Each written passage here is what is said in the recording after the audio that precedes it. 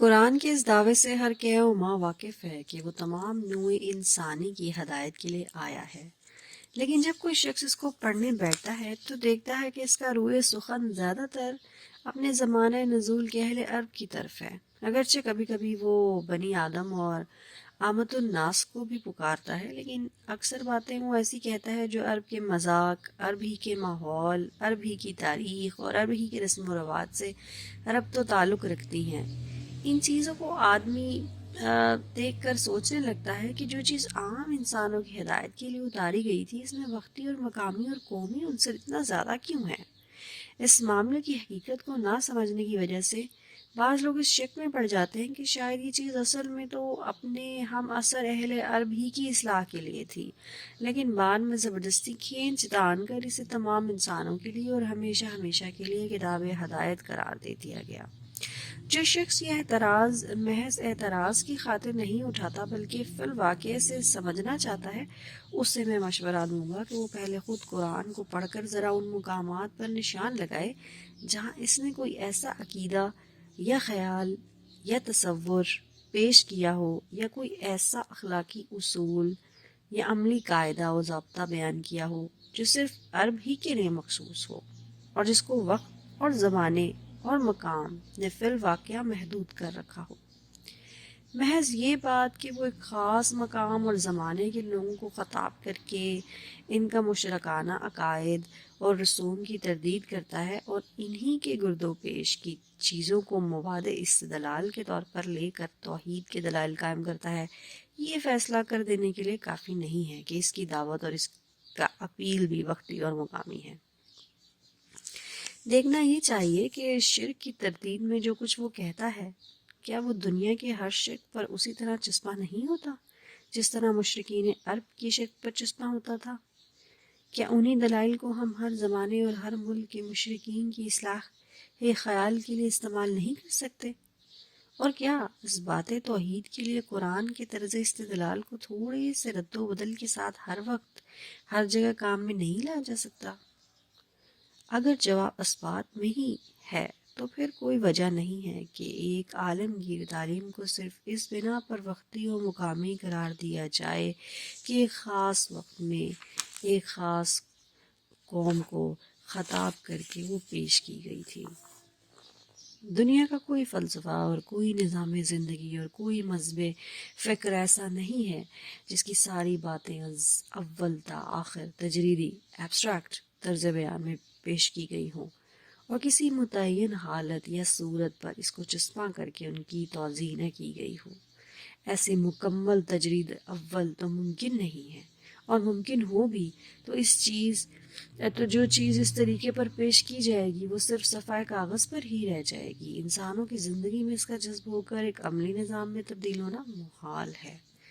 پھر کسی فکری و اخلاقی اور تمدنی تحریک کو اگر بین الاقوامی پیمانے پر پھیلانا مقصود ہو تو اس کے لیے بھی یہ قطعاً ضروری نہیں ہے، بلکہ سچ یہ ہے کہ مفید بھی نہیں ہے کہ شروع سے اس کو بالکل ہی بین الاقوامی بنانے کی کوشش کی جائے۔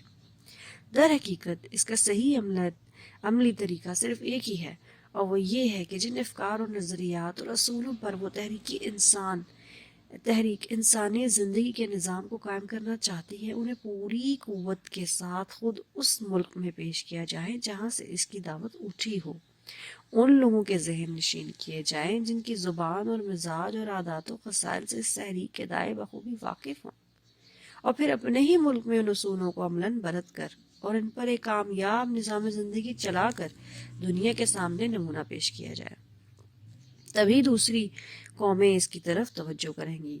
اور ان کے ذہین آدمی خود آگے بڑھ کر اسے سمجھنے اور اپنے ملک میں رواج دینے کی کوشش کریں گے۔ لہٰذا محض یہ بات کہ کسی نظام فکر و عمل کو ابتدا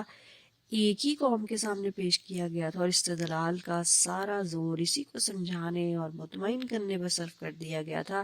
اس امر کی دلیل نہیں ہے کہ وہ نظام فکر و عمل محض قومی ہے۔ فی الواقع جو خصوصیات ایک قومی نظام کو ایک بین الاقوامی نظام سے اور ایک وقتی نظام کو ایک ابدی نظام سے ممیز کرتی ہیں، وہ یہ ہے کہ قومی نظام یا تو ایک قوم کی برتری اور اس کے مخصوص حقوق کا مدعی ہوتا ہے، یا اپنے اندر کچھ ایسے اصول و نظریات رکھتا ہے جو دوسری اقوام میں نہیں چل سکتے۔ اس کے برعکس جو نظام بین الاقوامی ہوتا ہے وہ تمام انسانوں کو برابر کا درجہ اور برابر کے حقوق دینے کے لیے تیار ہوتا ہے، اور اس کے اصولوں میں بھی عالمگیریت پائی جاتی ہے۔ اسی طرح ایک وقتی نظام لازمی طور پر اپنی بنیاد کچھ ایسے اصولوں پر رکھتا ہے جو زمانے کی چند پلیٹوں کے بعد صریحاً ناقابل عمل ہو جاتے ہیں، اور اس کے برعکس ایک ابدی نظام کے اصول تمام بدلتے ہوئے حالات پر منطبق ہوتے چلے جاتے ہیں۔ ان خصوصیات کو نگاہ میں رکھ کر کوئی شخص خود قرآن کو پڑھے اور ان چیزوں کو ذرا متعین کرنے کی کوشش کرے جن کی بنا پر واقعی یہ گمان کیا جا سکتا ہو کہ قرآن کا پیش کردہ نظام وقتی اور قومی ہے۔ حصہ نمبر 10 کا اختتام ہوتا ہے۔ حصہ نمبر 11 اگلی آڈیو میں پیش کیا جائے گا۔ تب وہ سارے تجربات آپ کو پیش آئیں گے جو نزول قرآن کے وقت پیش آئے تھے۔ مکے اور حبش اور طائف کی منزلیں بھی آپ دیکھیں گے، اور بدر و احد سے لے کر حنین اور تبوک تک کے مراحل بھی آپ کے سامنے آئیں گے۔ ابو جہل اور ابو لہب سے بھی آپ کو واسطہ پڑے گا، منافقین اور یہود بھی آپ کو ملیں گے، اور سابقین اولین سے لے کر مؤلفات القلوب تک سبھی طرح کے انسانی نمونے آپ دیکھ بھی لیں گے اور برت بھی لیں گے۔ یہ ایک اور ہی قسم کا سلوک ہے جس کو میں سلوک قرآنی کہتا ہوں۔ اس سلوک کی شان یہ ہے کہ اس کی جس منزل سے آپ گزرتے جائیں گے، قرآن کی کچھ آیتیں اور صورتیں خود سامنے آ کر آپ کو بتاتی چلی جائیں گی کہ وہ اسی منزل میں اتری تھی اور یہ ہدایت لے کر آئی تھیں۔ اس وقت یہ تو ممکن ہے کہ لوگ تو نحو اور معنی اور بیان کے کچھ نکات سالک کی نگاہ سے چھپے رہ جائیں، لیکن یہ ممکن نہیں ہے کہ قرآن اپنی روح کو اس کے سامنے بے نقاب کرنے سے بخل برت جائے۔ پھر اسی کلیے کے مطابق قرآن کے احکام، اس کے اخلاقی تعلیمات، اس کی معاشی اور تمدنی ہدایات اور زندگی کے مختلف پہلوؤں کے بارے میں اس کے بتائے ہوئے اصول و قوانین آدمی کی سمجھ میں اس وقت تک آ ہی نہیں سکتے جب تک کہ وہ عملاً ان کو برت کر نہ دیکھے۔ نہ وہ فرد اس کتاب کو سمجھ سکتا ہے جس نے اپنی انفرادی زندگی کو اس کی پیروی سے آزاد رکھا ہو، اور نہ وہ قوم اس سے آشنا ہو سکتی ہے جس کے سارے ہی اجتماعی ادارے اس کی بنائی ہوئی روش کے خلاف چل رہے ہوں۔ قرآن کے اس دعوے سے ہر مقدمہ حصہ نمبر 10۔ لیکن فہم قرآن کی ان ساری تدبیروں کے باوجود آدمی قرآن کی روح سے پوری طرح آشنا نہیں ہونے پاتا جب تک کہ عملاً وہ کام نہ کرے جس کے لیے قرآن آیا ہے۔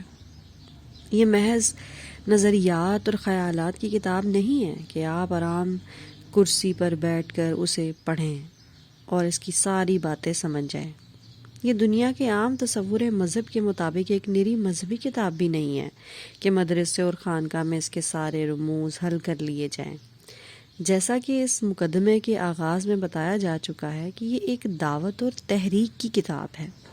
اس نے آتے ہی ایک خاموش طبع اور نیک نہاد انسان کو گوشۂ عزلت سے نکال کر خدا سے پھری ہوئی دنیا کے مقابلے میں لا کھڑا کیا،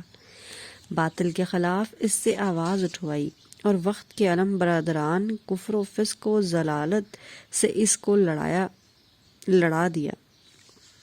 گھر گھر سے ایک ایک سید روح اور پاکیزہ نفس کو کھینچ کھینچ کر لائی اور داعیے حق کے جھنڈے تلے ان سب کو اکٹھا کیا۔ گوشے گوشے سے ایک ایک فتنہ جو اور فساد پرور کو بھڑکا کر اٹھایا اور حامیان حق سے ان کی جنگ کرائی۔ ایک فرد واحد کی پکار سے اپنا کام شروع کر کے خلافت الہیہ کے قیام تک پورے 23 سال یہی کتاب اس عظیم الشان تحریک کی رہنمائی کرتی رہی، اور حق و باطل کی اس طویل و جاں گسل کشمکش کے دوران میں ایک ایک منزل اور ایک ایک مرحلے پر اسی نے تخریب کے ڈھنگ اور تعمیر کے نقشے بتائے۔ اب بھلا یہ کیسے ممکن ہے کہ آپ سرے سے نزاع کفر و دین اور مارکہ اسلام و جاہلیت کے میدان میں قدم ہی نہ رکھیں، اور اس کشمکش کی کسی منزل سے گزرنے کا آپ کو اتفاق ہی نہ ہوا ہو اور پھر محض قرآن کے الفاظ پڑھ کے اس کی ساری حقیقتیں آپ کے سامنے بے نقاب ہو جائیں، اسے تو پوری طرح آپ اسی وقت سمجھ سکتے ہیں جب اس سے لے کر اٹھیں اور دعوت اللہ کا کام شروع کریں، اور جس طرح یہ کتاب ہدایت دیتی جائے اس طرح قدم اٹھاتے چلے جائیں۔